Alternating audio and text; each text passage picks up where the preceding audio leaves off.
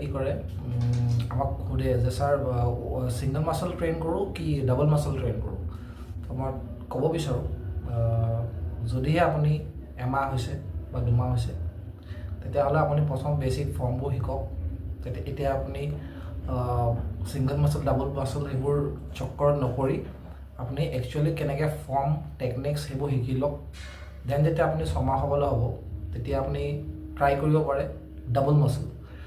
muscle কৰিলে কি benefit হ'ব যেটো মাসল আপুনি যদি এবাৰ ট্ৰেইন কৰে সপ্তাহত মাহত 4 দিন ট্ৰেইন হ'ব সেই মাসলটো যদি সিঙ্গল মাসল কৰে আৰু যদি ডাবল মাসল ট্ৰেইন কৰে তেতিয়াহ'লে গম পাব যে হেতু 8 বাৰ ট্ৰেইন হ'ব টোটাল মাসল তো তেতিয়া আপুনি বেনিফিটটো বেছি পাব গতিকে আপোনালোকে ডাবল বডি পাৰ্ট কৰক আৰু এটা ভাল ফিজিক আপোনালোকে ডেভেলপ কৰিব পাৰিব ভাল ফিজিক এটা পাব পাৰিব সো আপোনালোকে ডাবল বডি পাৰ্টছ কৰক যদিহে আপোনালোকে বিগিনাৰ নহয় ছমাহ বা এবছৰ হ'ল বা আপোনালোকে 2 বছৰ 3 বছৰ তেনেকৈ হ'ল তেতিয়াহ'লে আপোনালোকে ডাবল বডি পাৰ্ট কৰিব পাৰিব সো আজি এইটো এটা ইনফৰমেশ্যন দিবলগীয়া আছিল আপোনালোকক মই কি কৰোঁ সাধাৰণতে ব্লগ এটা শ্বুট কৰি মেলি